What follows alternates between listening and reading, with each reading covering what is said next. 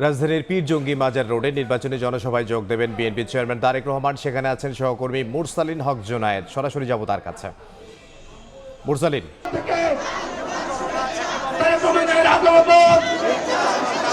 বাংলাদেশের আগমন, গণতন্ত্রের আগমন, স্বাধীনতার আগমন, সার্বভৌমত্বের আগমন।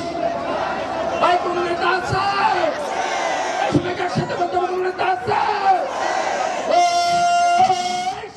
ঢাকা ৮ আসনে অল্প সময়ের মধ্যে চেয়ারম্যান তারেক রহমান আসবেন এবং এর আগে তিনি ঢাকা ১০ আসনে যে নির্বাচনী প্রচারণার কাজ সেটি সম্পন্ন করেছেন এবং শুরু করেছিলেন ঢাকা ১৭ আসনে বনানী কামাল আতাতুর্ক এভিনিউর সেই সড়কটি সেখান থেকে এবং পুরোপুরি এই এলাকাটি অর্থাৎ এই ঢাকা ৮ আসনের যে পীর জঙ্গি মাজার রোডটি রয়েছে সেই পীর জঙ্গি মাজার রোডের উপরেই যে পথসভাটি অনুষ্ঠিত হবে সেই পথসভাটিতে যোগদানের জন্য কিন্তু এখানে যে নেতৃবৃন্দরা রয়েছেন সেই নেতৃবৃন্দরা কিন্তু এখানে উপস্থিত হয়েছিলেন এবং এখন পর্যন্ত যেটি দেখা যাচ্ছে যে পুরো সড়কটিতেই যে নেতাকর্মীরা তারা প্রত্যেকেই কিন্তু এখানে অবস্থান করছেন।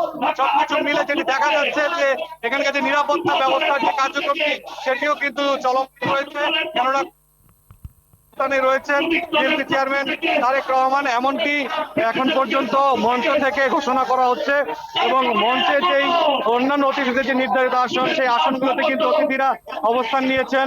সড়কে যে নেতাকর্মীরা রয়েছেন এবং সাধারণ মানুষ যারা রয়েছেন ঢাকা ৮ আসনের তারা কিন্তু এই পীর জঙ্গি মাজার সংলগ্ন যে সড়কটি রয়েছে এই সড়কে পথসভার মঞ্চকে কেন্দ্র করে চলে এসেছেন। আমরা দেখতে পাচ্ছি যে বিএনপি চেয়ারম্যান তারেক রহমান তিনি তাকে বহনকারী কিন্তু চলে এসেছে এই পীর জঙ্গি